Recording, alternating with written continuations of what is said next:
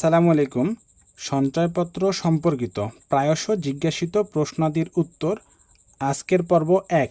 এ পর্বে আপনাদেরকে আমি জানাবো সঞ্চয়পত্র কি এবং সঞ্চয়পত্র বাংলাদেশে কত ধরনের সঞ্চয়পত্র চালু রয়েছে। চলুন আপনাদেরকে পড়ে শোনাই সঞ্চয়পত্র কি। সঞ্চয়পত্র সেভিংস সার্টিফিকেট বা সেভিংস ইনস্ট্রুমেন্টস নামেও পরিচিত।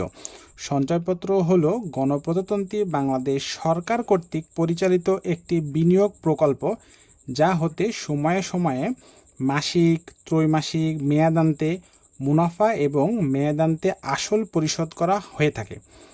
সঞ্চয়পত্রের মাধ্যমে বিক্ষিপ্তভাবে থাকা জনগণের ক্ষুদ্র ক্ষুদ্র সঞ্চয় একত্রীকরণের ফলে সরকারের ঘাটতি বাজেট অর্থায়নে সহায়ক হয়। এছাড়া দেশের অল্প আয়ের জনগণের মধ্যে সঞ্চয়ের প্রবণতা বৃদ্ধি, দেশের বিশেষ জনগোষ্ঠী যেমন মহিলা, বয়োজ্যেষ্ঠ নাগরিক, অবসরপ্রাপ্ত সরকারি কর্মকর্তা কর্মচারী, শারীরিক প্রতিবন্ধী ও সমাজের অনগ্রসর জনগোষ্ঠীকে সামাজিক নিরাপত্তা বেষ্টনীর আওতায় আনায়ন, বৈদেশিক নির্ভরশীলতা হ্রাস এবং মুদ্রাস্ফীতি নিয়ন্ত্রণে সঞ্চয়পত্র একটি গুরুত্বপূর্ণ হাতিয়ার হিসাবে ব্যবহার করা হয়ে থাকে। সঞ্চয়পত্রে বিনিয়োগ ঝুঁকিমুক্ত বিনিয়োগ হিসাবে বিবেচনা করা হয়ে থাকে। এখানে আসলে ২ নাম্বার কোন সঞ্চয়পত্র কত সালে প্রবর্তন করা হয়েছে এটা আসলে লাগবে না, এই জন্য ভিডিওটা শুধু বড় করলাম না।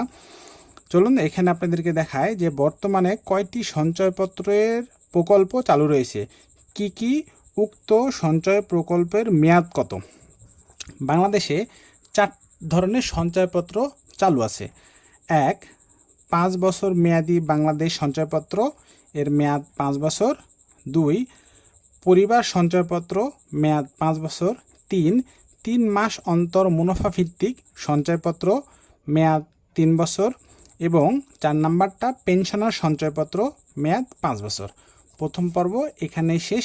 দ্বিতীয় পর্বের জন্য আগামীকাল সকাল 8টায় পর্যন্ত অপেক্ষা করুন। ধন্যবাদ।